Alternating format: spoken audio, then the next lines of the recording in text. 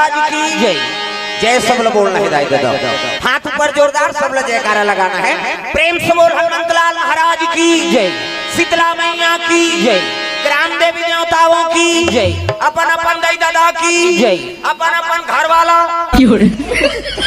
वही दिन नारी मन गणपति देवता है। तुमन बन जाओ गौरी, मन बन के गौरा, देवी और देवता बराबर कथा का आयोजन हो है। और कथा शुरू हो पहली हनुमान चालीसा हो गए, और हनुमान चालीसा होते ते सिद्ध हो जाते। प्रेम से बोल दुर्गा मैया की जय। जो यह पढ़े हनुमान चालीसा होए सिद्धि साधी गौरी सा।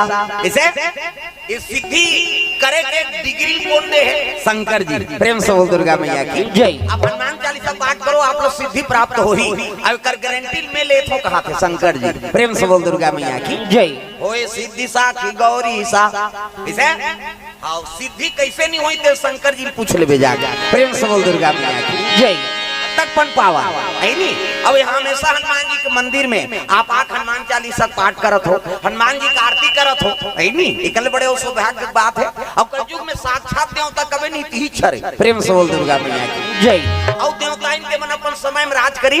राम जी 11,000 वर्ष राज करके चल दी, है नहीं। कृष्ण वहु अपन समय में राज करके चल दी, लेकिन ये ऐसे भगत है जे हमार बार रुके है कलयुग में। प्रेम से बोल दुर्गा मैया की जय। तो ये बात है, सतयुग द्वापर त्रेता कलयुग चारों युग में साक्षात देवता हनुमान जी महाराज। और हनुमान जी राम जी कहे है देखो ऐनी मैं साकेत जात हूँ, हनुमान जी मुरब्बर सेवा करे तो चल मोर सन ऊंचे रहे। हनुमान जी कहते तो वहाँ भजन होगा, ऐसे राम नाम कौन हो भजी। हनुमान जी राम जी कहते सबो जन तो मोरे सन है, कौन काकर भजन करे। प्रेम से बोल दुर्गा मैया की जय। अरे साकेत में सब मोरे सन है, काकरो कौन हो भजन नहीं करे, तब भजन नहीं करे ते मोर बर बेकार है वो साकेत। प्रेम से बोल दुर्गा मैया की जय। तो मोले के वरदान दे महाराज, ये धरती में जब तक भजन होत रही तोरना तब तक यहाँ मेरे निवास करो। प्रेम से बोल दुर्गा मैया की जय। और जेकर राम नाम होते ओकर प्रथम श्रोता कौन है? हनुमान जी महाराज। और सब ले पाछू जाते हो। प्रेम से बोल दुर्गा मैया की जय। ये कृपा है भगवान के जो हमार बार अतका बड़ भगत ला हमार रक्षक छोड़ दे। प्रेम से बोल दुर्गा मैया की जय। तुमन नहीं भजो, चाहे डोकरी हो डोकरा, छोकरी हो छोकरा, सब ला भजना है दादा। उम्र की लिहाज नहीं, भगवान के भजन करे बारे। और हनुमान जी प्राप्त करना है ना, तब भजन करना जरूरी है। प्रेम से बोल दुर्गा मैया की जय। सब कथा सुने हो देखे हो, हनुमान जी महाराज जेकर राम नाम होते वही कराते ओकरे पार्टी में रहते हो। प्रेम से बोल दुर्गा मैया की जय। तो आज सुंदर हनुमान जी जन्म कथा बोलबो अपन के चरण कमल में निवेदन करबो। हनुमान जी के हाँ दरबार में आए हैं तो ओकरे जन्म कथा। प्रेम से बोल दुर्गा मैया की जय। तो शिव जी के निवास है कैलाश में, लाश मतलब मुर्दा। प्रेम से बोल दुर्गा मैया की जय। अब एक लाश नहीं दादा, कई लाश, हजारों ऐनी अधर्मी मन के लाश में डोंगरी बना के शिव जी बैठ गए। एक से ओकर निवास स्थान लगा के कैलाश, एक लाश नहीं कई लाश। प्रेम से बोल दुर्गा मैया की जय। और डोंगरी बना के शिव जी बैठ के आँखी मुंदे है और माला जाप करत इसने माला। हमरो गुरु जी देहत बेटा राम राम जब्बे कहे, राम राम जब्बे तरबे चैतू मंगलू कबे मरबे। दूसरा के नाम थोड़े जब्बे भाई, भगवान के नाम। और भगवान के नाम जपो तब दुनिया में उद्धार है। प्रेम से बोल दुर्गा मैया की जय। और भगवान के नाम लेवे तब तरबे जी दुनिया में। दूसरा के नाम ले देते फलाना देश ने किस कहीं नहीं, वो खड़े हो जाए मोर नाम जान ले नहीं, ठीक नहीं हो ही कहा तो नाम ले ठीक होती तो तोरे नाम लेते, काका नाम ले ठीक होई दुनिया में भगवान की। प्रेम से बोल दुर्गा मैया की जय। काकरो आदमी के नाम धर देना, कौन की तोला फलाना की से ते मोर नाम ले मत, जबरन के मत ले यार, ठीक नहीं हो ही कथा। तो तोर नाम ले थोड़े ठीक हो ही, काका नाम ले ठीक होई भगवान की। प्रेम से बोल दुर्गा मैया की जय। तो दुनिया में काकरो नाम सार नहीं भैया, केवल राम नाम सार है, बाकी बेकार है। जिसने लिया राम का नाम उसी का बेड़ा पार है। शंकर जी वही सूत्र अपना है, और दुनिया में काका नाम लेवे राम के नाम ले। प्रेम से बोल दुर्गा मैया की जय। ये बात राम के नाम जपे लग गए, पार्वती नावा ने वो नाने है नहीं पर रुक के खाले हम शिव जी बैठ गए, आंखी मुंह के माला जाप करत है। अब एक दिन 2 दिन 3 दिन थोड़ेगा 10 साल बीत गए। प्रेम से बोल दुर्गा मैया की जय। 10 साल बीत के नावा ने वन पार्वती लाने हैं, लेकिन ओकर मन में दुख हो गए है भगवान मोला बर बिहाव करके नाने महाराज है नहीं, मोला प्रेम नहीं करते काबर नाने।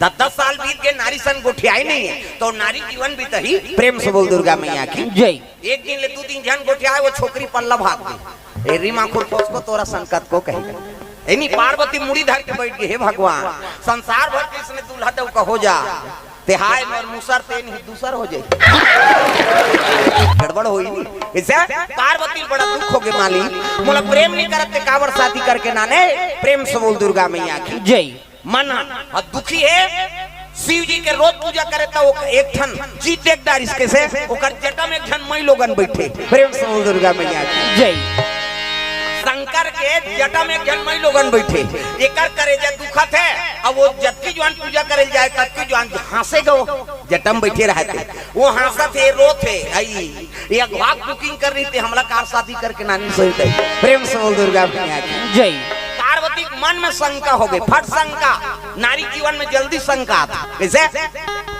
है नहीं मान लो अभी कथा होते करा हनुमान जी के मंदिर में और पति पत्नी दोनों जना है अब को जन तोर घर वाला कौन दूसरा नाली बैठार के नाम लिखता बोला देखी सही है नहीं वो पत्नी देखता रही नहीं घर वाला भादो उजार कर दी वो ऐसे मैं बैठार के लेकर कथो तोर जांगर नहीं चले कते तू खहिल बैठार के अरे वो तो बहनी वो राखी बहनी आई हम का जाना दई फट शंका जल्दी शंका प्रेम से बोल दुर्गा मैया की जय सब वाला सही जही माता मन लेकिन एक ठन दुख नहीं सही जी प्रेम से बोल दुर्गा मैया की जय गरीबी स्थिति है 3 ज्वार खवैया 2 ज्वार खाली कैसे करबे हमार कारण में कम चौन मिलते बहन हम देख के चला ले था 5 ठन साड़ी पहिरैया ये एक अकल नहीं कहे बैठ उसका फिकर नहीं तोर दई दद ते काबर आंखों में है तमाशा करता गोबर चोटा नहीं तो वो जही तक का जान तोले बलही हो उसने खड़े मत हो मोला अच्छा नहीं लागे उसने एक तो आगू में बैठना हो तमाशा करना इसे अभी शुरू होते और हम मात्रा बीते इधर या उठ बे सोच ले प्रेम से बोल दुर्गा मैया की जय सुंदर पार्वती मैया के मन में दुख हो गए सब ल सही जही माता मन का है नहीं 3 ज्वार खवैया है ते 2 ज्वार खाती 5 ठन साड़ी पहिरैया है ते 2 ठन साड़ी में जीवन लबिता दी गहना कुठा पहिरैया है ते रेडीमेड में काम चला ली लेकिन मई लोगन के जीवन में मई लोगन नहीं था अभी कैसे सीट लेकर दे और सौ तही तो सहीबे का प्रेम से बोल दुर्गा मैया की जय अब पार्वती नावन वन्नी नाने है और घर वाला मुड़ी में जटम मई लोगन बैठे है बोला सही ही पार्वती मन में दुख हो गया ये अगवा कुकिंग करी थे हमला काबर बार भी हाउ करी सोई दई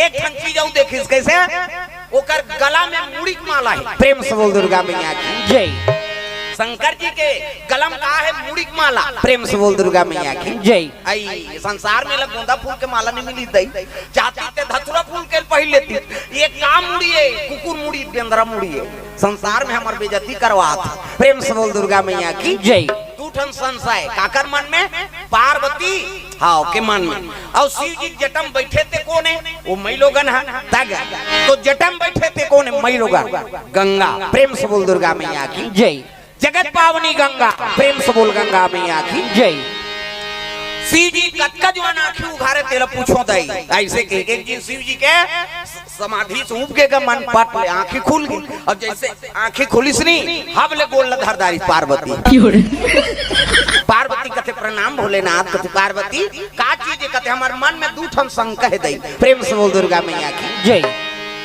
का शंका वो ऐसे के ही तब कहे लग गए कैसे अगवाक के बुकिंग कर रहे तो हमला शादी करके काटना नहीं तो अगवाक बुकिंग रही से तो हमला शादी करके काटना नहीं ये जटम बैठे थे मैं लोगन कौन है ऐसे की हिस्सा पार्वती शिव जी का थे तोला शंका हो तो काला शंका आंख के साथ दिखाते थे है कैसे ये जटम बैठे है आंख के साथ दिखते में संकट का बात है और अगवाक के बुकिंग कर रहे तो हमला पर बिहाव करके काटना नहीं 10 साल अखिल मुंदे प्रेम से बोल दुर्गा मैया की जय शिव जी का थे तोला शंका होते पार्वती काला शंका नहीं होई कौन है वो मई लोगन है तत्ती ही पूछ लेन भाई कौन है तेला प्रेम से बोल दुर्गा मैया की जय ते पूछ ले वो जटम बैठे थे मई लोगन कौन है प्रेम से बोल दुर्गा मैया की जय तब तो पार्वती करे जम आगे बरात एतिल देखना को चक तोला ये दहला देखो वही तो सब बात है तुम कथा सुने लाए हो अब होती अपन शुरू है क्या सब्जी बहनी ऐसे हो गया भाई ओकरे बार होते का अब कुर्सी मिल गए तेला का यहाँ जगह नहीं पूरा थे तुम्हारे भागला सहारा आंखों में बैठ गए होते हाँ और हम मात्र मैं नहीं छोड़ो मैं देखो तेला हो कौन हो लपटा गए खत्म करना अब यहाँ बैठे तत्का जो आने बोलबो यहाँ उतारबो था थोड़े बोले सकबो दादा तभी एक पावर है बताए ना प्रेम से बोल दुर्गा मैया की जय। हाँ बैठ बोल बैठा रहो बैठ जाओ बैठ जाओ हाँ पाछुक मन हाँ बैठ जाओ दई चलो बैठा दो ऊपर बैठ जाओ दई हाँ बैठ के देखो सुनो आपको मन आ जाओ ने के दू जन हो एक पर आ जाओ यहाँ हाँ माता मतलब जगत दे भैया विशेष होकर हाँ छोकरा मन भले खड़े हो जो बन जाही अब लोग लेकर धरे ते मतलब बैठा रहो है नहीं दाई मन आहे ते मतलब व्यवस्था बनाओ प्रेम से बोल दुर्गा मैया की जय।